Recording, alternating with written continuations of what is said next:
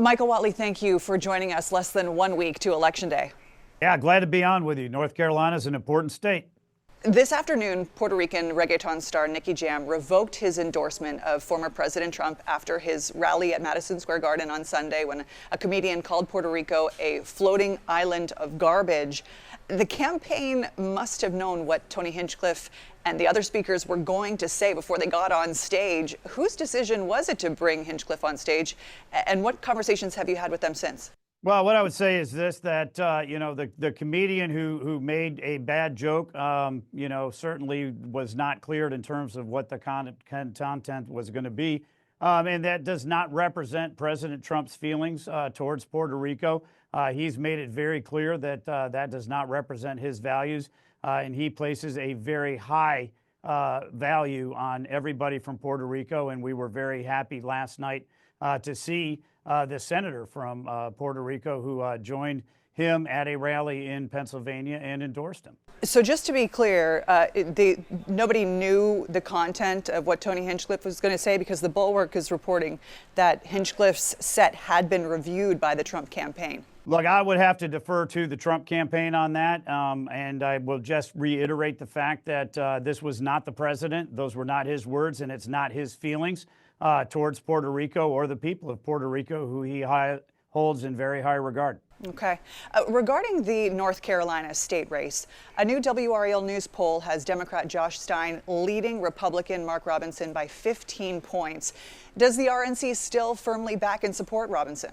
We support all of our candidates up and down the ballot. Right now, we see a lot of wins that we're going to have in North Carolina. And what we're seeing right now in terms of the enthusiasm for President Trump and the other Republican candidates on the ground in terms of the voter registration numbers, the early votes, the absentee vote requests. We're really in a position right now where President Trump is going to go into Election Day with a lead, which has not happened in either 2016 or in 2020.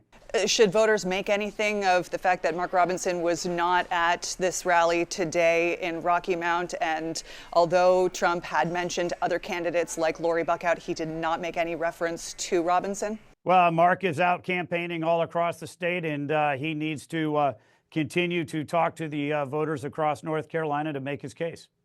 The Republican Party sought to purge about 225,000 North Carolina voters based on what they say are flaws in the voter registration system. A federal judge shot that down. Where do you stand currently on the legitimacy of the election so far, given that we've been seeing a significant turnout in early voting, even in Western North Carolina, where, of course, voters are overcoming obstacles? Well, look, we want a fair, accurate, secure, and transparent election. So far, we feel very confident about where we've been in terms of the rules changes that have been adopted by the Board of Elections, by the state government, the legislature. And so as we head into Election Day, we're very optimistic and we're very upbeat. Okay. Another WRAL poll shows that men favor Trump by 6 points. Women traditionally seen as more likely to vote over men, particularly young men. So with just days until Election Day, how do you get them out to vote? Well, I think the key right now is to have that conversation directly with every voter in North Carolina, which is what Donald Trump and J.D. Vance are doing every single day. They have spent a very significant amount of time in North Carolina having those conversations directly. And it's also not just talking at them, but talking to them about the issues that they care about. North Carolina voters are extremely concerned about grocery prices, gasoline prices, housing prices, and the fact that Kamala Harris cast the tie-breaking vote on $2.5 trillion worth of unnecessary, unneeded federal spending, which sent those prices through the roof because of their inflationary impacts, and the fact that in order to respond to that, the Fed has raised interest rates, which has made owning a house twice as expensive as it was just 4 years ago. So those are the issues that voters really care about. Donald Trump has said on day one he's going to end that inflationary spending. He's going to unleash American energy and bring those prices down for voters in North Carolina and all across the country. Michael Whatley, thank you so much for joining us here on WRAL. Thank you.